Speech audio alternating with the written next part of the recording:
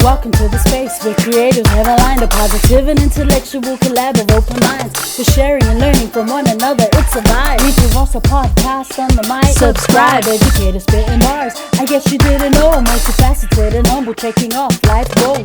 The classroom is my comfort zone where I plant and sow seeds of knowledge, compassion, empathy, and hope. Reading is the key to unlocking your potential.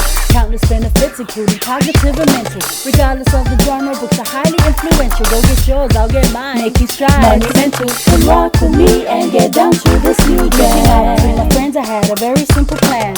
Educate the masses through books and life lessons. It's the grand slam. I'm out. Talo Falava and welcome to the Reads with Rosa podcast. I am so excited for today's show. Our guest is a mother, she is an academic, and she is a woman of faith. She is like an OG EFKS youth member from back in the day. Her and her husband are currently in their final year at Malua Theological College in Samoa. Faletua, Fa'alaniga Su-Tanielu. Welcome to the show, sis. It is such an honor to have you here today. How are you? Good. Oh, thank you. That was such a big intro. I don't know if I deserve the accolades and all, but yeah, welcome. Hi, sis. So good to connect with you again. So my Lord lovely sweet for Momo Malangi Mama. And to all your followers out there, I've been following your Insta posts and your podcast. So, well done, sis. Totally supportive and appreciate all the good work that you've been doing out there. So hi to everyone and everyone out there that's watching this podcast. Oh, thank you, sis. It is it's humbling. I appreciate this. I know, you're a busy person. So we're just it's I'm excited to have you here today.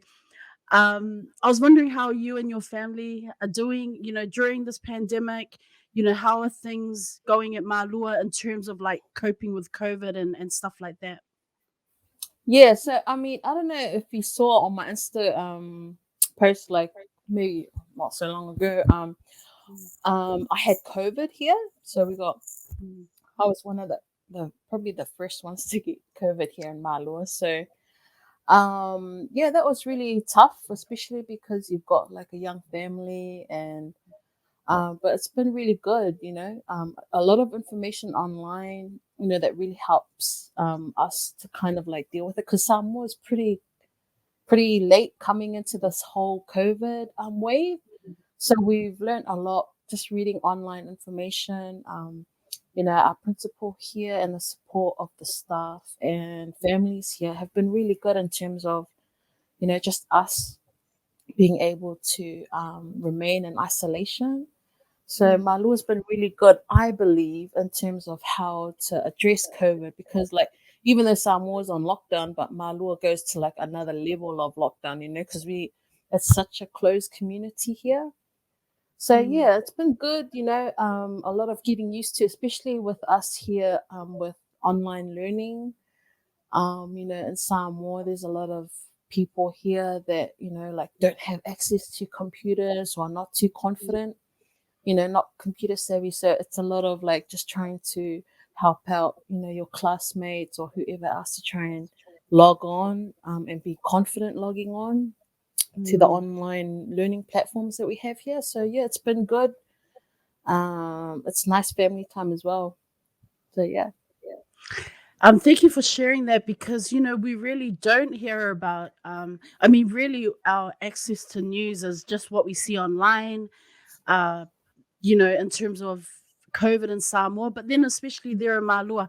And you've mentioned some great talking points, and I want to get Yeah. back into that later on in the interview.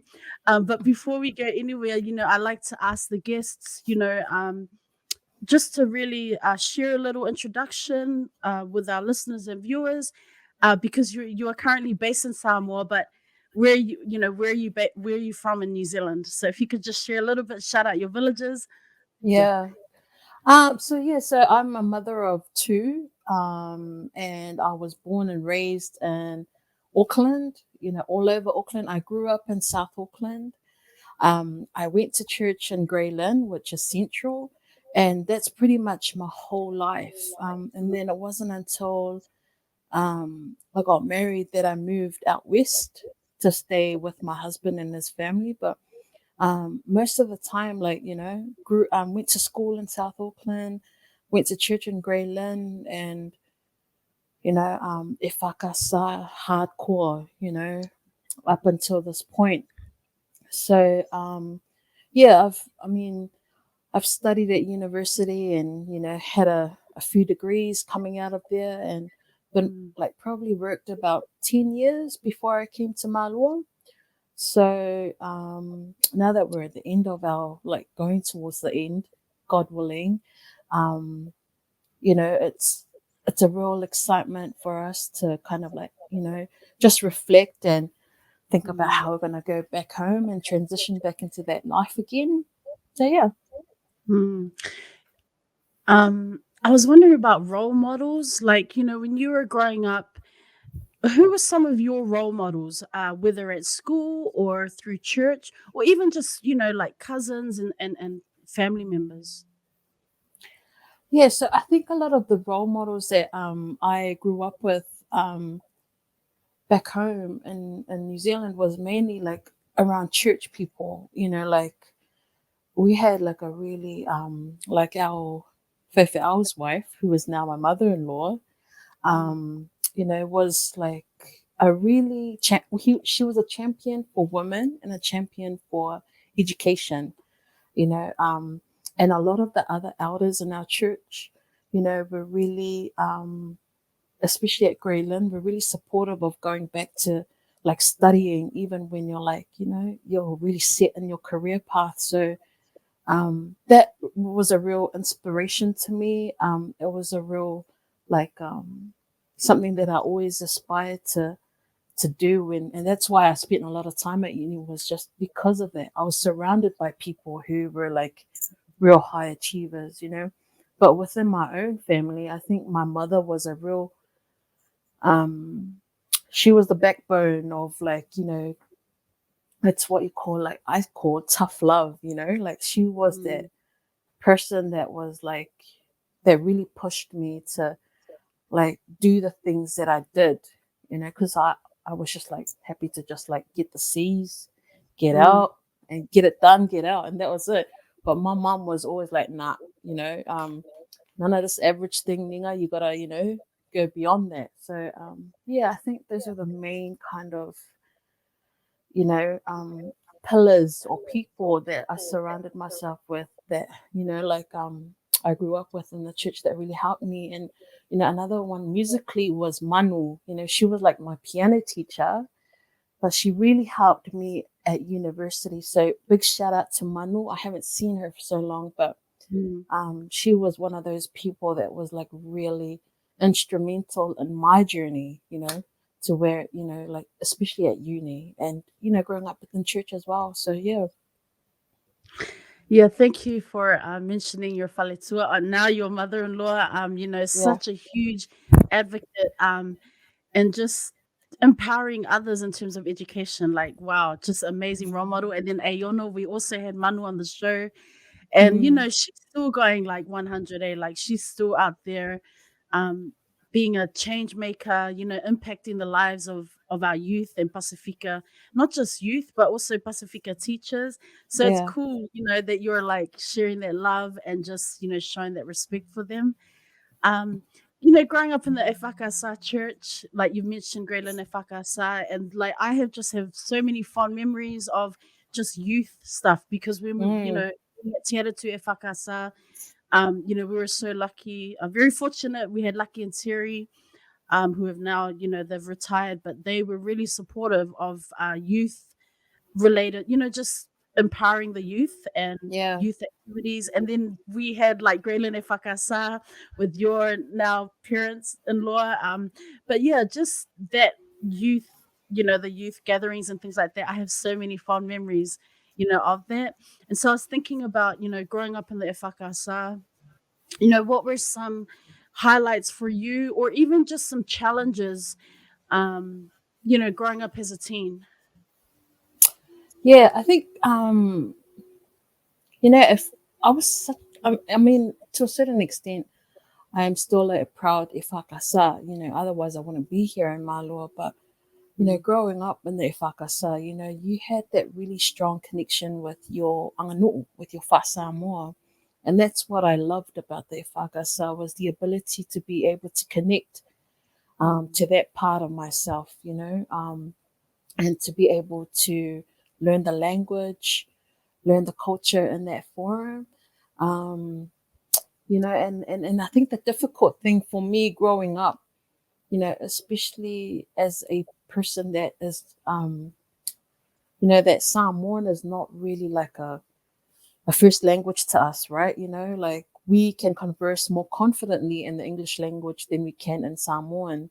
And so for me, that was always kind of like a stumbling block in the Ifakasa was, not being able to speak in that kind of chiefly language, not being able to speak on all levels of the Samoa. And like we have amongst our own people, like they mock you, and it's just like go fast, and tease you when you stumble. But in the like I think in the church it really encouraged me growing up in church to just try different things, and youth group was that place for me, like youth was a really big place for me to learn, to try things out, especially in terms of, every time we would come to Samoa, like as a youth group, like we learn all these anganu'u stuff. We'd try all these different kind of things here that were different to us back home. And I think that's the thing that I really appreciated. And another thing about the whakasa is just the fostering of relationships with other like people, young people, like with the souls that we would have, the fellowships that we would have with other youth groups. I just thought that was really invaluable, especially for us to try and create that sense of community, and amongst our Samoan community back home. So I thought I really, really loved that. And that sense of like togetherness. But I think the difficulties for me was not so much for me, but for what I observed was like a lot of people left our church, and that was really disheartening for me because, I can completely sympathize with why young people leave our church. Because for the things that I love most about our church, it's also one of the things that pushes people away. So I can completely agree with that, and I can completely sympathize with that. And it's one of the things that kind of, really pushed my husband and I to kind of, come into Malua and prepare for Malua, was to just we just had a heart to serve, and we understand what it's like to grow up in the diaspora. So yeah. I was about that growing up in the diaspora, just in terms of your identity and, obviously in Efakasa, we're learning a lot of our culture and our language there. Was that kind of where your identity was like firm? And I mean, when you're in that space of, being involved in youth, and you're becoming more confident in terms of who you are as a young woman, I was wondering how did that translate out in, university and being out in the wider community? I think it's hard because like I'm so, like I don't know for anybody else, but for me, I'm such a proud Samoan, and I refuse to accept this whole idea of a New Zealand born Samoan. I am very conscious with the language that I use in that, because I consider myself a Samoan at first, and that was born in New Zealand, and perhaps like our experiences may differ slightly from our brothers and sisters who are born and raised in Samoa, but I think we all share that same anganu'u, that same Samoa that is instilled in our parents. So I think the difficulty with navigating your identity, like in the outside world, is the fact that it's hard to kind of what do you call it, negotiate, the boundaries and the lines that you have living in a Western world and, growing up in the Samoa, because they're very different things, and I've seen it firsthand, especially in the criminal justice system where, I've been a lawyer, and I see kids that come from Samoa to New Zealand and they think that this is a certain lifestyle, that's privileged, being in New Zealand. And yes, it is privileged, but, you have to learn to navigate it. And you have to be, very sure with yourself in order to, know what it is that you want from life and, who you are as a person and how you are going to relate with other people, because that's where you end up in gangs and stuff like that, and then you just go down this rabbit hole, So I think it's not an easy thing, but I think you just have to find your own niche, right? Like my story is not the same as my sister or my cousins, we've all struggled, So yeah, I don't know whether that answers your question, but yeah. No, absolutely. No, you have answered my question, and I completely agree with you. Like I feel like we are our own worst enemy, Samoans, and I Yeah. say that I too, like you, I say I'm Samoan. I was born in New Zealand. Like I don't Yeah. like this label New Zealand born Mm, Samoan, like this really amazing thing. No, we're Samoan first. And I love how you said that, everyone has a different journey, everyone has struggled in some form or way, but it really is about finding that part of you that, because I feel like too many people are like, well, you were born there, therefore you don't get to have a say in what happens in the motherland, or we live here in Samoa, therefore, there's always this, like, you just see it online all the time, this constant debate, people just really having a lot to say about those of us who mm, live in the mm, diaspora, and it's quite frustrating, because it's like, man, why are we having these like constant debates? Like, can't we take that energy and put it to some good use, to really help our communities and to really, I don't know, just show a bit more value and appreciate the different layers of our identity, right? As Samoans. So I really like, thank you for sharing that. You mentioned the criminal justice system, and I know that you did your first degree and then you went back to get your law degree. What mm. you do that? Like, what was, yeah, like, why go back? I mean, I know you love to study, you love education, but why did you choose that particular pathway? Um, I think it's just that migrant story, that migrant dream. Um, when you speak to Samoans, they think that, like, and my mom was one of them, like, oh, so fa'aloia, or, for mai or whatever, like all that kind of stuff is.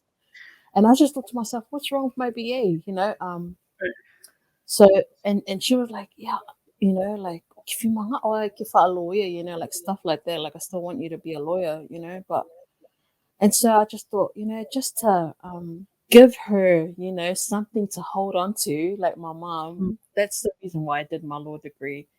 It mm, was just really for her, and I don't know, like, I have been a lawyer for like nearly up to 10 years prior to coming to Samoa, mm, and has served me well.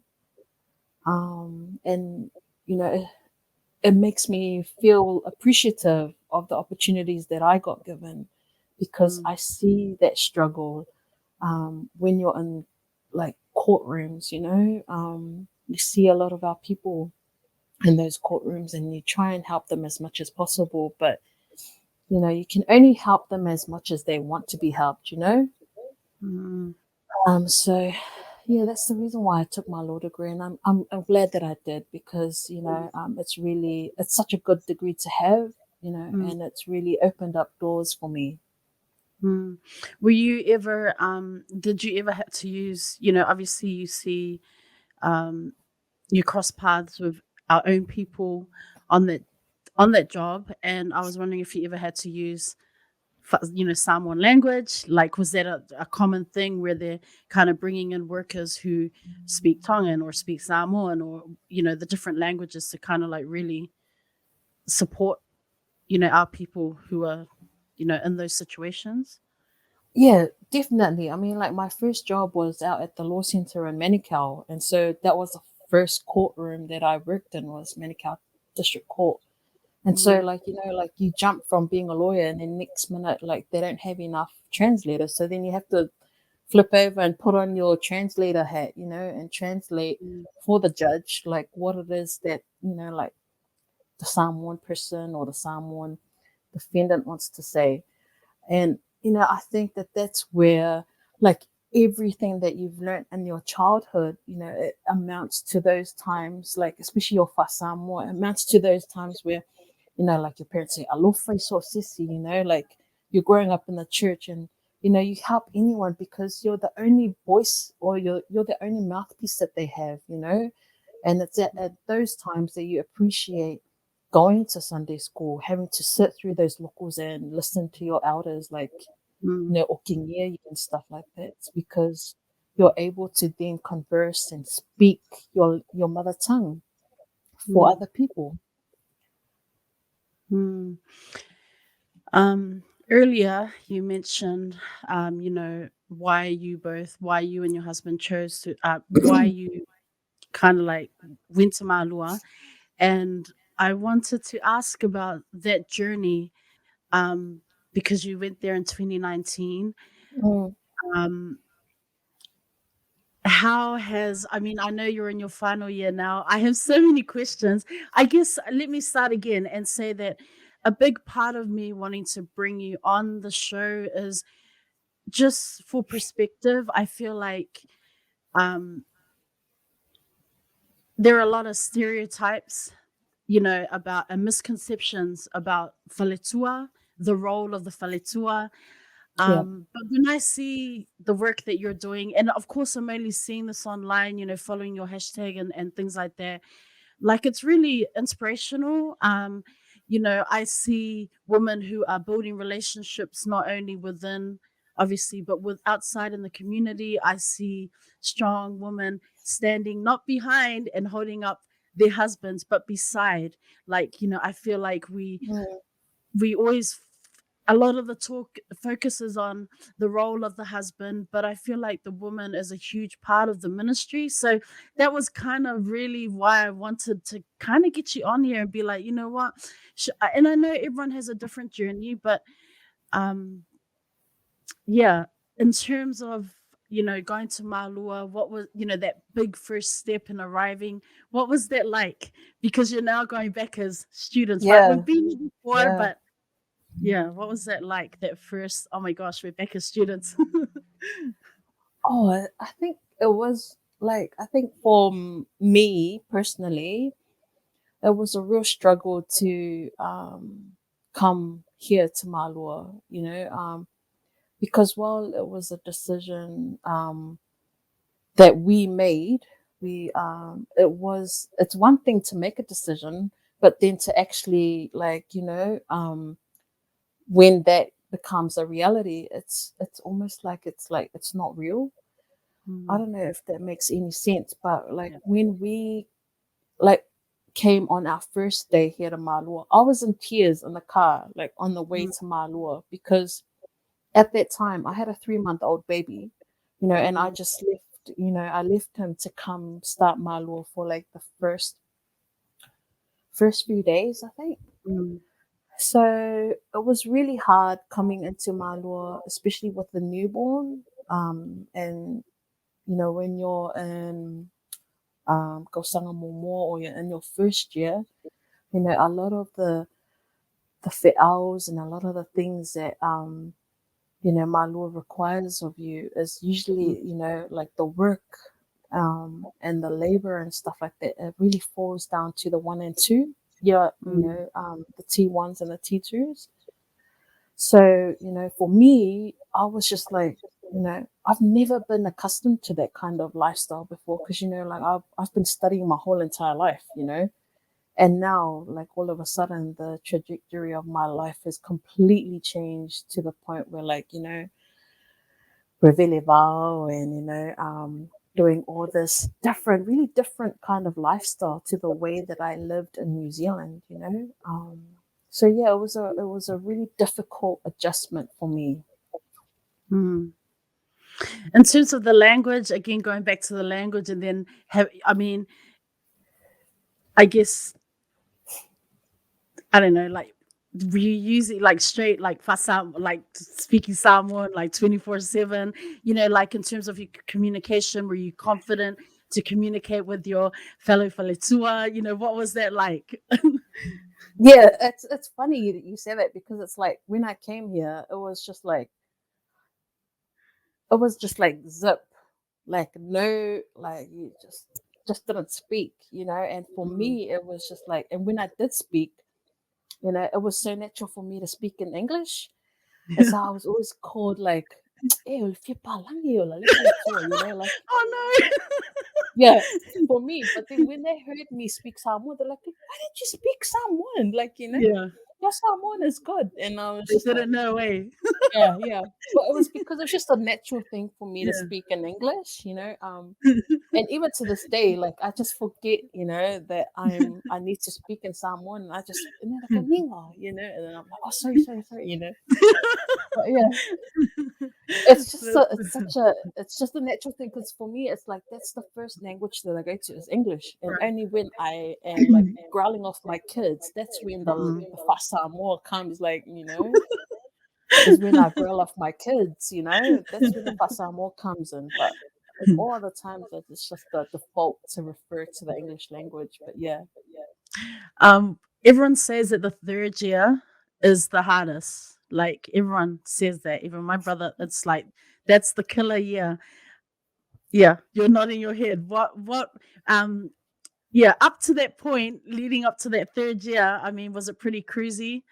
I don't know if cruisy is the word in year one and two, Yeah, or is it yeah. still I no? think I think there I think every year is a difficult year, Mm, but I think the third year, the reason why it is so, I don't think it's difficult. I just think the intensity and the responsibility, and the level of responsibility at year three is so much different to what you experience at 1 and 2. mm, You know, you know, at year three, or kosankolu is what you call it. You are, um well, how should I say this? It's like your role is to serve, you know, mm, at year three. And the role of serving in year three is twofold. You serve, what's threefold. You serve God, which is you and your interpersonal relationship with God. You serve the kolisi, which is the whole of the college, and then you serve your auainga, which is your pastoral family. So, and when I say serve, that's like everything, anything that they need. It's up to like year three to help try and whakingo it. mm, Look for ways to try and bring that into fruition, I suppose. Yeah. mm.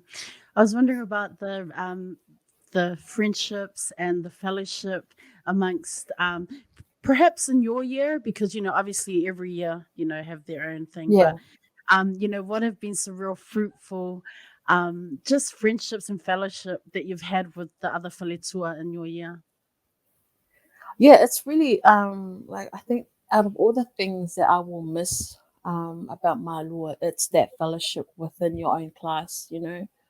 Um, because like just like with any other like relationship, that you have, with a group of people, you fight, you argue, you like, you cry together, you laugh together, you get in trouble together, like that's the relationship that we all share, and it's that experience, the shared experience that we have together, that I will always hold on to. The memories of that will I will never ever forget. because Malua is something like Malua is it's a place to be experienced. I was wondering about the duties or the role of you and the other Faletua. Like, what are the different roles that you play within the college? I guess Yeah, on a so daily yeah. basis. Oh yeah. So I think the main thing that our previous principal said on our very first interview was like, to us, he said that, the work that we do in Malua, it's maintenance because we can't pay for people to come and maintain the school property or whatever it is that we need to get fixed. It's up to the, Faletua and our wa'o here to help do that for the Ekalesia.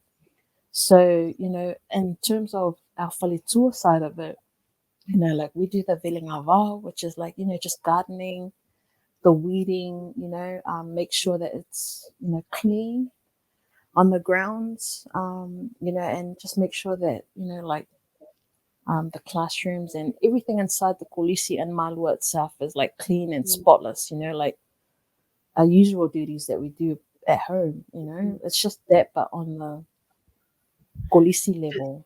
Do they inspect once, like the different people are in charge of this part and this part of the school? Do they come and inspect to make sure Oh it's done? yeah, yeah, Like, yeah. And there is, like they always ingrain in us is like what you do and the service that you do in terms of like weeding or whatever or mopping or soloing, it's you need to view it as like it's like your own service to God, like if you see that it's still not clean and you just walk away, then like they're like, can you not see that, like. And I was like, oh my gosh, like your relationship with God is, and but it's such a learning experience, like all the things that I've learned here, it's something that I will never forget. I was wondering, obviously with your qualifications, have there been opportunities for you um, to use some of those skills? You did mention like earlier on, you know, with the pandemic, online learning and that type of stuff. Yeah, have you been able to use any of those skills learned from on your job or from your degree there to help, in Malua? Um, so we had a study center here, so I was one of the tutors Mm, for summer for those classes that we would have that was run by Torise. mm, So we also have like every year there's always final year students who write thesis, like, and so a lot of them like give me their theses to edit and stuff like that. But in terms of any other like like legal stuff or anything like that, no, it's just like, yeah, just that, just at a very minimum. mm. And then aside from that, do you get to study? I mean, like, have you been able to? I mean, I know because you've got your family and kids, but are there opportunities for Faletua to take courses, to to kind of like build skill and knowledge? Yeah. Yeah, so the way that the program works in Malua is that it's designed so that women are Mm, trained to be in partnership with their husbands, that's the main thing. So a lot of the learning, a lot of everything that we do is complementary to our husbands. So when we have ngaluenga, our husbands have ngaluenga as well, it's the same. mm, When we have classes, they also have classes as well. And it's a lot of that dualism, mm, so for like we might not have classes to the level that the Wa'os have their classes. We have more like a, if you were to compare it to like a university workload, where the Faletua academic workload is more like a part-time level, whereas mm, the Wa'o is like a full-time load. mm, And that's just to take into account that we as mothers, we really need to look after our families, our children, and make sure that we have our house in order before, like we go Mm. outside of that. Mm. What's your favorite place in Malua? Like your favorite, favorite place in the college?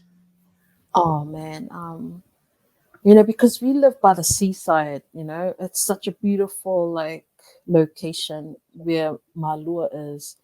And like I think for me, my favorite part of Malua is out in front of the Centenary on Mm. an afternoon in the afternoons. Especially on my walks to go to the women's fellowship on every Wednesday night. I always take a video of my walk there because it's so picturesque, it's so beautiful, and it's just a reminder to me like about, serenity and God's creation, and to appreciate that before I go into church. So yeah, that's the part that I love about my Lord. But Mm. there's another part that I love about Malua is in front of the canteen. Canteen where we get like food and stuff like that. But it's such a social Mm. area where we can just like chat and share like a paingo or a bongo or Mm. something. So yeah, those are my two favorite places here. That's awesome. I think, a lot of people don't realize, when you go into Malua, like it's not like you're getting funded. A lot of the funding, a lot of the support, monetary wise, financial support comes from your extended families. Yeah, Um, so yeah, tell us how your families have just the huge role and the important role that they play in this journey that you yeah. and La'o have been on.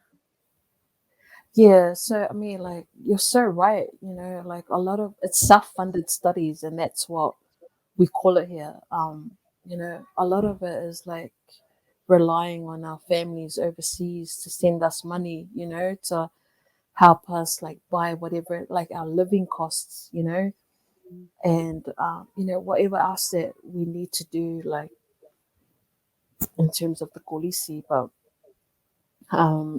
it's like relying on our families overseas.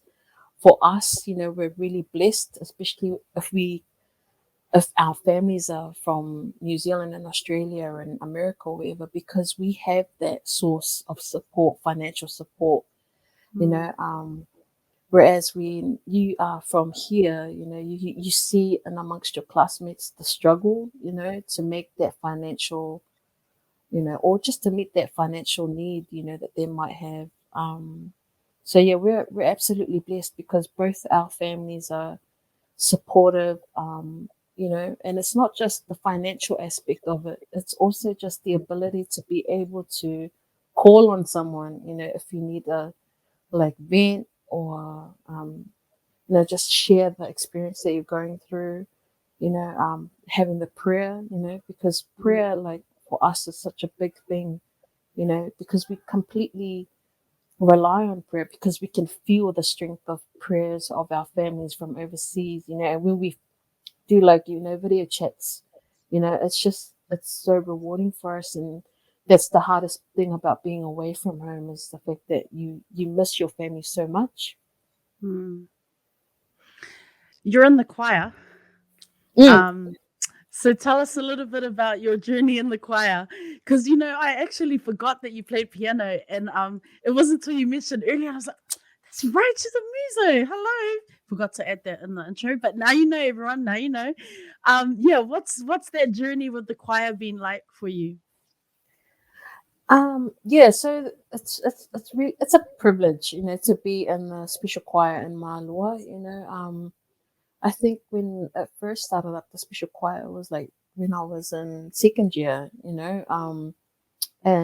our, Te Asafo then, he just selected like a few Faletuas and stuff like that to, so, but yeah, it's, it's an experience, I think, but like I came into Malua and I knew how to play piano, but I haven't played piano here, Mm. because they really need like organ players. They're big on organ, like here, organ players. So I'm not an organ person, and so I just said to them, I can only play piano, so if you need my services for that, then I'll have to practice like months in advance because it's been ages. But You yeah, know, like on that's so funny how you mentioned that. It just made me think about talents, like, God-given talents that people have. And so I was wondering, just thinking about where you are now in Malua, like, I imagine it is a place with, Faletua and Na'oa'o who are very talented, whether they be musicians or, like culturally versed, well versed, or even singing and mm, dancing. mm. What are some interesting talents that you've seen? Oh, man, I cannot, like honestly, we'll be sitting here for ages because so many gifted and talented people here in Malua, just like in terms of maintenance, like we're to go back to maintenance issue, like the people here that maintain the hokolisi, that build things, that plumbing, electricity, all of that, they're all Awa'os, and then you have the Faletuas who also have, talents and gifts, and there's so many, but no one knows, like no one knows that I know how to play piano. And this is probably like outing myself that oh, she knows how to play piano because I've never spoken about my ability to, like play piano. I've been very quiet about it.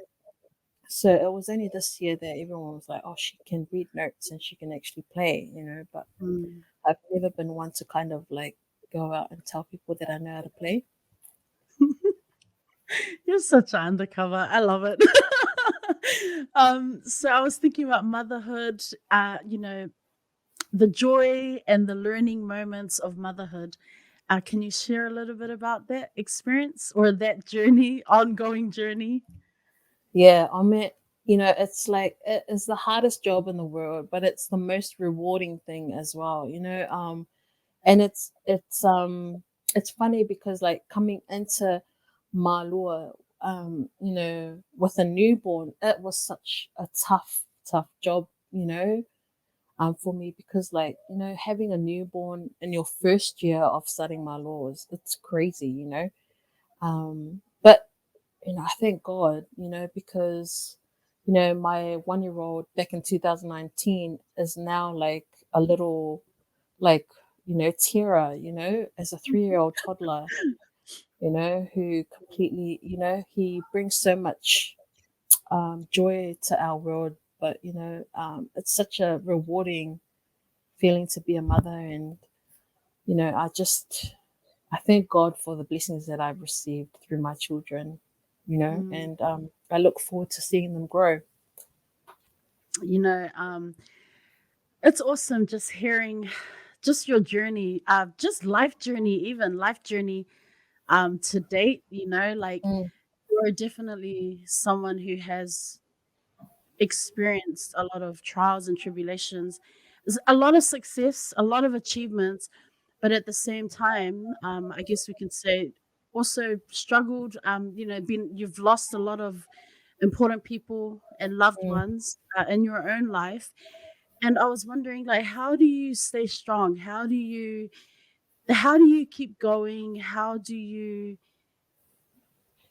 stay focused on what you need to do? Like, how do you take the grief from all of those experiences and go, you know what, this is how I'm going to deal with it? How do you do it, sis? I think something that I learned early on was like that my identity is solely in Christ. My identity is in God, and no one can take that away from me. Death nor life and nothing can, you know, um, really phase me because I know that Christ has got me. We are Mm, created in God's image, and no matter what He gives me, I know that He has the confidence in me to deal with it. Um, so that's the main thing that really keeps me mm, going is just mm, and I attribute that to the foundations that were laid by my mother, because she was there from the beginning. Mm. For anyone who's coming into Malua, as a Faletua, what are some words of encouragement that you would give someone? Um, I've had to give the speech like maybe 2 weeks ago to somebody else. Like, I believe you I was like struggling to stay here. I think the main thing is to just if you are like someone like me, if you are someone like me, um, just be humble, be open to change, um, and obey the calling. You know, and I think those are the things that really helped me get through um, all the years that I've been here. Oh, and what's been the biggest lesson from? I mean, there's still a few months for you to go. For you guys there at the college, biggest learning curve, biggest lesson for you so far to date. Um, I think the biggest lesson is that you're never too old or you're never too qualified to learn something new, and no matter how many, how high you think you are, whether you're a deacon or, like the archbishop or whoever, you know, Mm, um, there is always an opportunity to learn something. And that's something that I um, had to accept, coming into my law because, like I think before coming to my law, you have like, all these accolades, like how you opened it up with, the intro, you have all these mm, achievements and successes that you have, before coming to my law. But the one thing that they tell you here that they really teach you here in my law is to listen, is mm. listen and obey and, to just be really humble, and that's something that and to be truly who you are, and to never be swayed by other people, but to be the person that God has called you to be, because at the end of the day, you have to be secure in that knowledge before you can go out and start like bringing in, people to God's ministry. So Mm. yeah, I What don't know if that answered your question, but yeah. Absolutely. Being back there, obviously you are there in college, but just being in Samoa itself, what Mm. has that been like? I mean, I know, like, obviously with the pandemic, there are restrictions, I guess, going back and forth. But in terms of actually being there in the motherland, what has that experience been like for you? Um, I think it's really humbling.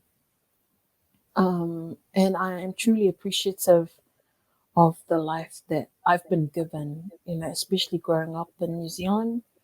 Mm, We have our own various and different struggles in New Zealand, but like coming here to Samoa really makes you appreciate like what you have,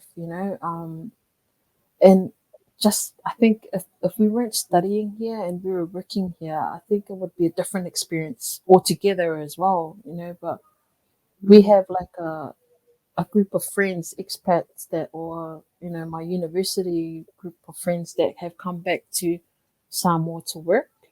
mm, So we keep in regular contact on the daily, which and we kind of just have a laugh about those issues that we face, mm, because it's usually like Samoans are very relaxed in terms of like customer service and all mm. of that. Whereas for us coming from overseas, we're like, oh my gosh, why do they do that? Why do they say that? Like timing, efficiency, all of that. Whereas like, someone says, hey, only see poko, yeah, stuff like that. But yeah, it's some of the things that you just have to get used to here is like real island time, eh? It's hilarious. um Yeah, shout out to Upolu, my cousin Polu, he lives in Oh Samoa. Like, man. she'll send me photos of you guys. She'll be like, I met up with the girls today. She'll send me photos on Messenger. And you know what? It makes me happy to know that she also has you guys as a support there as well. Because I'm sure, like, obviously, as you mentioned, being away from family, it's hard. So I love it. I know she's gonna be watching this because she will. Man, we're constantly on the messenger, eh? All of us. There's like about we call ourselves the quad squad from Fa'alaniga. There's that quad. So we've named ourselves the quad squad. You guys know who you are. So yeah. We're always on the messenger every single day, man. It's like, just laugh and read each other's stories about, Well, I'm glad you've got that support, sis, and I'm just glad that Polu has you guys there as well. yeah. um, I asked this question, of all my guests, just this idea of self-care, um, and but how do you take care of you? You take care of your family and your role as a Faletua, but are there times where you can kind of just sit back and just spend time, even just a few moments to yourself? Like, are you able to do that? Do you do that? Do you find time to do that? Yeah, so I mean, like, I think because before I came to Malua, there was no such thing as Belival in my vocabulary. There's no such thing as reading. So I think another thing that I've learned from Malua is that just to appreciate my environment, the flora and fauna around here. So Belival is like my thing now, like I just really like to go outside and do some gardening, and it's just like, I don't know, there's something about like pulling out weeds that just like makes me like Just let it's it the all out, right, yeah, sis? it's like therapy, like so that's been a real, like, I don't know, like a therapy for me. It's just like gardening, and just having my quiet times, Mm, just reading the word and praying, and constantly being in communication with God, whether that's in prayer or just talking to him constantly in my mind and in my mm. thoughts. Yeah, so that's how I deal with it. Yeah. That's awesome. I'm glad to hear that you've found a place of, you know, solace and you can just, yeah, there's nothing wrong with that. I mean, Yeah. it's peaceful time for you. I'm glad you're able to do that. I was wondering, because I'm always in awe about um, the designs and the way that the pulila'a is decorated, like from the printing of the ear to the Yeah. flower arrangements. Are you a pro now? Like, tell us about your Oh my experience. Like, gosh. did you go in there like being a bit of an artist, or are you leaving as an artist? Like, what do you reckon? Sis, I have no talents in that area whatsoever. Prior to coming, like seriously, prior to coming to Malua, I had no idea what that was all about. And then when they brought out all the stuff, I was like, "What is that all about?" And then they gave me the side look, like, "What the heck is this girl on?" But like that's one of the things that like Malua teaches you, and you have to be open to it. It's like learning to do like all that stuff that our ancestors like Mm, prided themselves in doing, like guikil, like mm, floral arrangements. Oh my gosh, I was happy to just go to the florist back in New Zealand and buy, gills for like gilna falasa. But now I feel like I have the confidence mm, to do a gil, if I go back home. In terms of LA, like mm. the screen printing, gosh, I really enjoy doing that, who would have thought, and like honestly, my closest friends back in New Zealand would be like, oh my gosh, Niga, you've changed, and I would honestly accept that, yes, I have changed, but hopefully for the better because I've added, some new skill set to like, my books. And so I'm really thankful to Malua for teaching me those things, like, and that's part of the women's curriculum here in Mm, Malua is learning to do all those things like guikil, mm. weaving, crocheting. Like that's what we're doing this year is Wow. crocheting. Oh my gosh, that's so hard. Sewing, that's Mm. not my best friend, but I'm learning to, so yeah, it's awesome. As long as you're open to learning, then I think you will have no problems if you were to come to Malua. The reason why I asked is because I noticed your mumu, and I was like, oh, I wonder if she made that. I did not make this. I wish I could take credit for it, but I didn't. I noticed that, and then I was like, oh my god, did she even print that herself? I want to pray, man. Oh my gosh, I have a story to tell about that, but I will never out myself on your podcast for that, man. The level of sewing that I can do is only like after ears, and that's about it.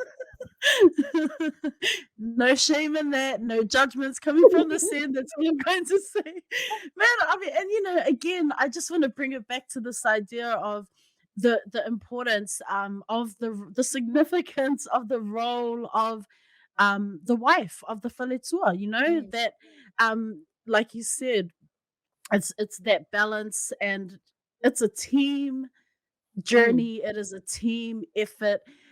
You graduate together and then move on to the next part of that, the next chapter of that journey in the ministry. And I think there's a lot of misconceptions, in terms of the roles of the awa'o and the faletua. But I think, like you mentioned, it's really, when you're there, then you really experience, right? You have to be there to actually understand and experience that chapter, that journey, that life journey. So yeah, it's really cool. It's so good to hear you sharing some of the stuff, like, for real. I was Yeah, thinking no, about no, your honestly, yeah, honestly, go hey, ahead. my class calls me like gangster. I'm like gangster Nina. Why is that? I don't know. I don't know why they call me that. They go, "Oh, like gangster Nina," and I'm just like, "No, I'm not. I'm trying to be one with God. I'm not a You're trying gangster." you left your street ways back there, huh? I Back left my home. South Auckland days You left back your in. street name and your street behavior back Yeah, there, yeah. right? Those are those days in the past.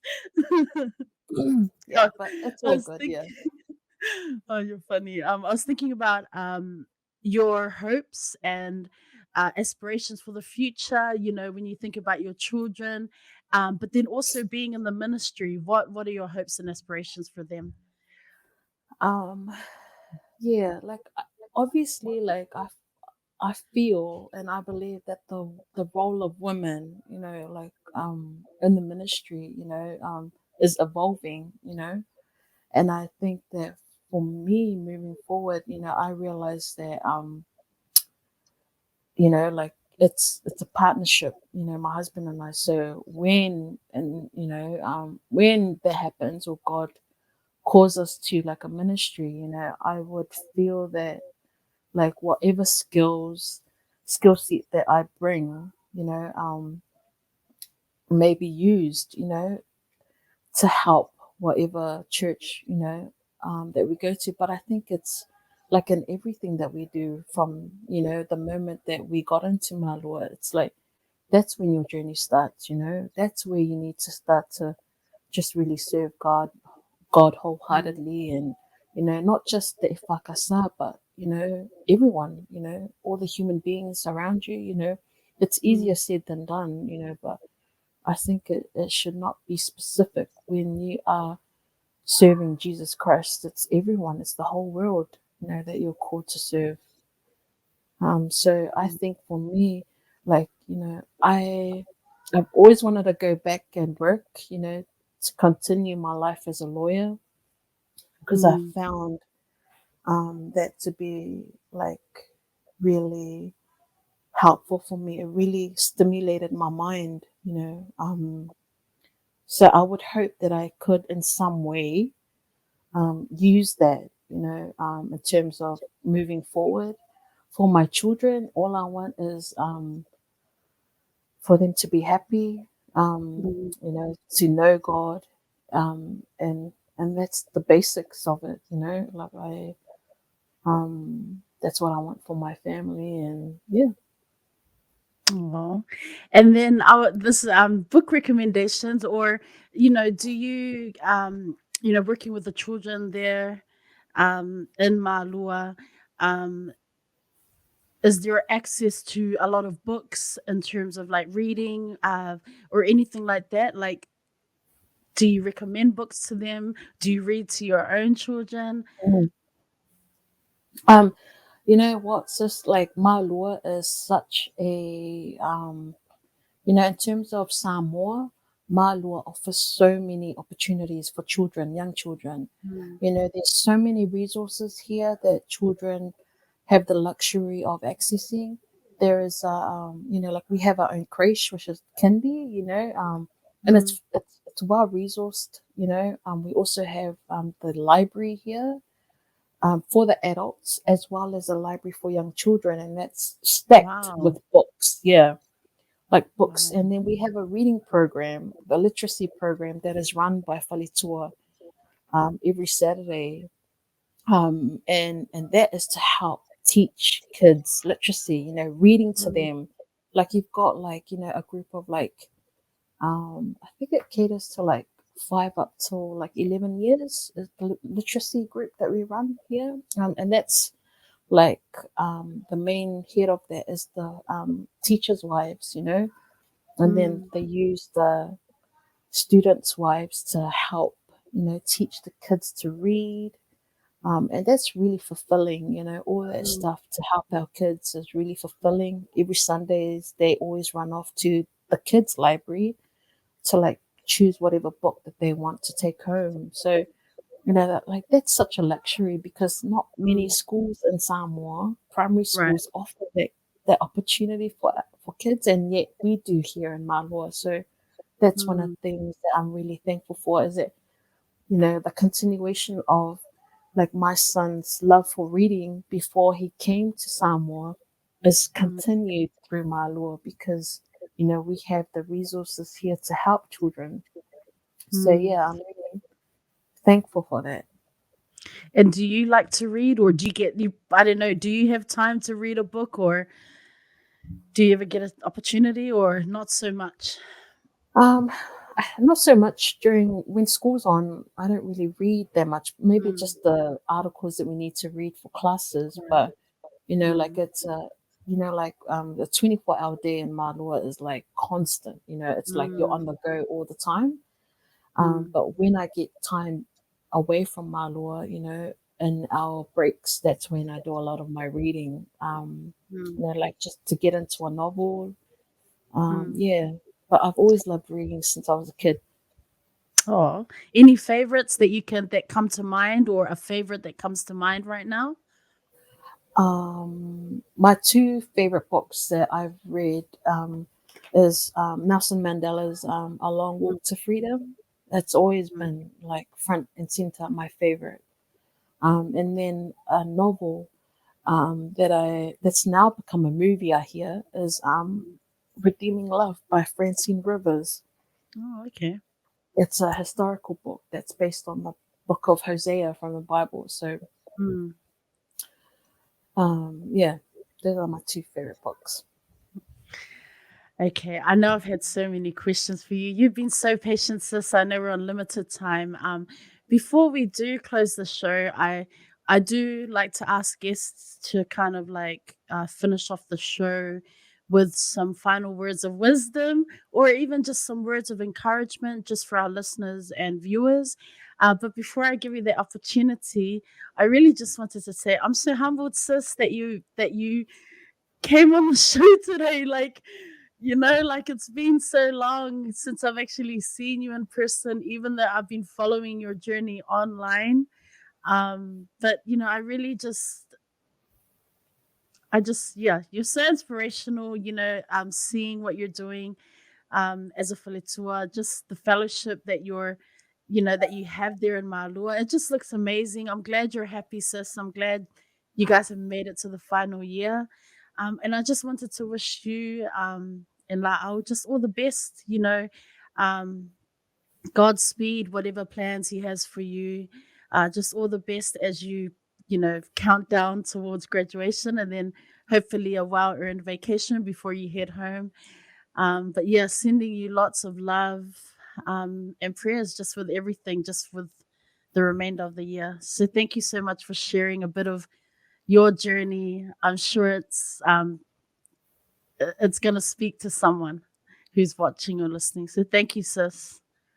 Oh, thank you so much. That's really humbling to hear you say such nice things and kind words to, not just for me but for my family as well. So, really appreciate, the mahi that you're doing out there, sis, and I just want to encourage you as well, just to keep going.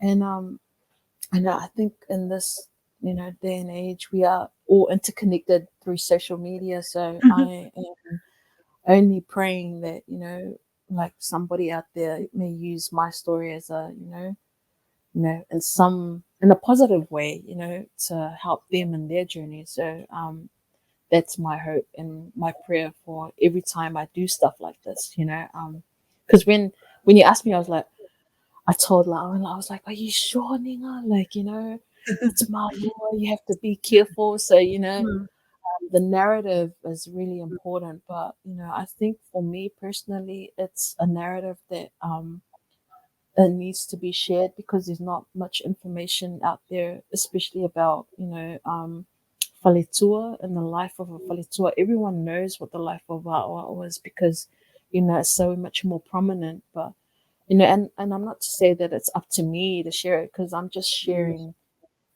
this is my perspective and my experience here in Malua. But, for me personally, it's, the anchor in my life is all about, God and serving God. And, I'm really humbled to be here because, it's such an opportunity to come to Malua. But I also feel like it's an opportunity that we should not let it go to waste. We should not. We should use it as a platform, and it's also, a stepping stone for whatever God has planned for us. So, yeah, I just hope that somebody out there can resonate with my story. And if you do, then praise God. If you don't, well, you take the good things and you leave, the bad things. That's what they teach us here. So, yeah.